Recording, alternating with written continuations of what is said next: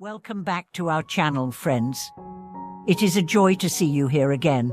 If you've ever wondered why some people seem to glow with inner peace and quiet joy the longer they walk the spiritual path, while others feel stuck, heavy, or even more confused, the answer may surprise you. In today's video, we are going to uncover one of the most beautiful yet misunderstood phenomena on the path of awakening, the experience of Dharma joy, often referred to as the inner bliss that arises from sincere spiritual practice.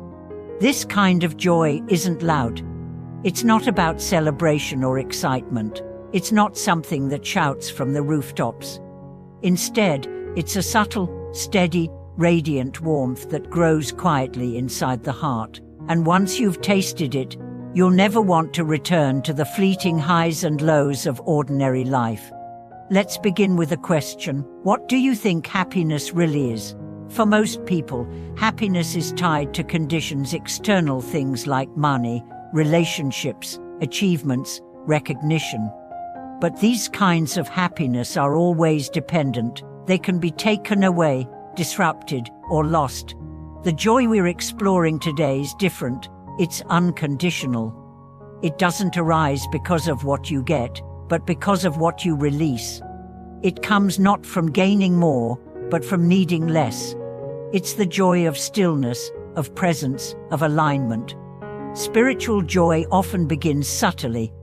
Maybe you start by chanting or meditating, and you simply feel more at ease. You become less reactive, more spacious. Then, one day, something shifts. You're stuck in traffic, but you're not angry.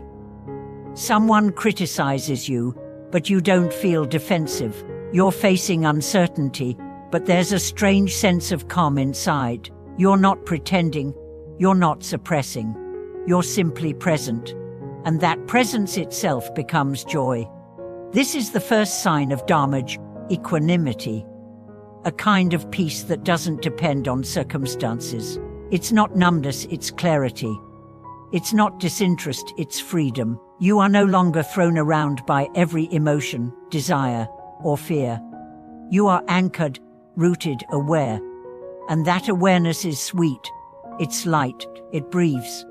How does this joy arise? It begins when we shift our identity. Most people live from the surface of themselves, their thoughts, their roles, their stories. But spiritual practice invites us deeper. As we meditate, chant, or contemplate, we begin to loosen the grip of the ego. We start to see that we are not just our thoughts, not just our roles, not just this body or this story. We begin to experience consciousness itself, pure, silent, expansive. And within that spacience, joy naturally rises. One of the great misconceptions is that joy comes from pleasure, but real joy, the kind that lasts, is rooted in simplicity, silence, and truth. It comes when the mind is no longer fighting with reality, when the heart is no longer clinging to outcomes, when the body, breath, and being are aligned. Let me share a story. A man named Daniel came to a monastery feeling deeply broken. He had lost his job, his marriage was dissolving, and he felt spiritually bankrupt. At first, he struggled. The silence felt oppressive, the routine felt meaningless, but he stayed. He listened to teachings, he sat through long meditations. He began to chant, not because he believed in it yet, but because he had nothing left to try.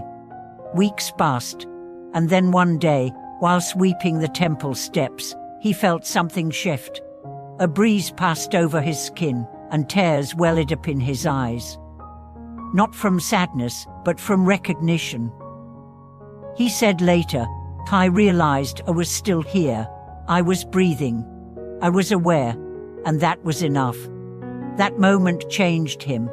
It didn't fix all his problems, but it opened a door into the space where joy lives, a joy not based on fixing life, but on being fully present for it.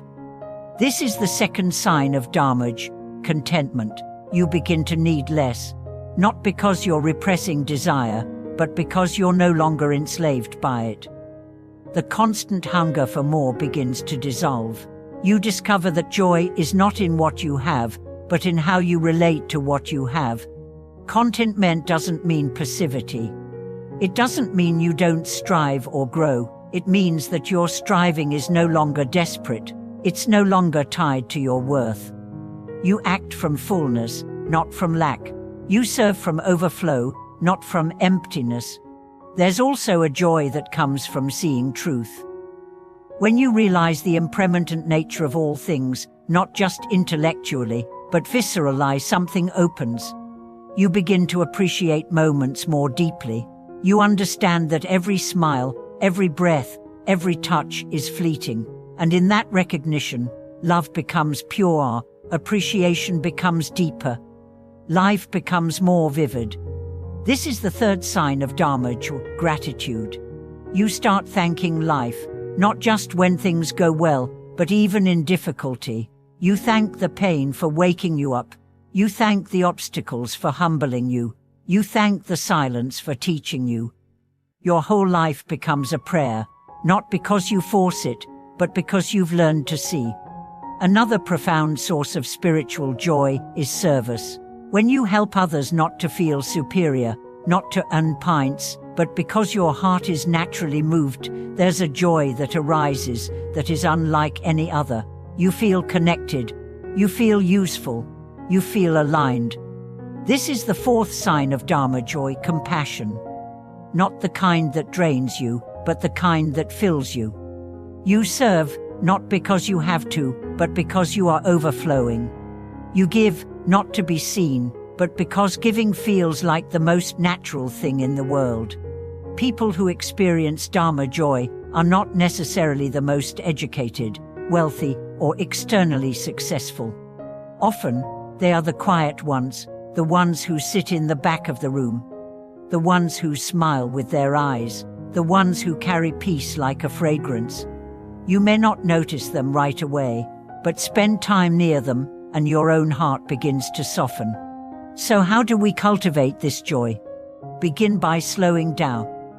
Dharma joy doesn't live in hurry, it lives in presence.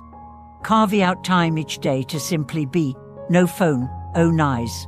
Just breath, body, being. Next, practice letting go of expectations, of outcomes, of stories. Not because you're giving up, but because you're waking up. When you release the need to control, you discover a freedom that no success can buy. Then, choose practices that connect you to the sacred. It could be chanting, meditation, prayer, walking in nature, listening to teachings, serving others. The practice itself doesn't matter as much as the sincerity with which you do it. Finally, surround yourself with those who remind you of truth. Seek out Sangha, spiritual friends who lift you up, who encourage your growth, who reflect your light. Joy multiplies in company. It deepens in communion. As the ancient texts say, from Dharma rises joy, from joy rises peace, from peace arises wisdom, and from wisdom, liberation. Thank you for watching this video. If you've experienced glimpses of this joy, or if you're seeking it now, I invite you to share in the comments. Your story might light the path for someone else. Please like, subscribe, and turn on notifications if this content nourished your heart. Together, let's build a community rooted in presence, compassion, and truth. Until next time, may your journey be light, your heart be clear, and your joy be deep.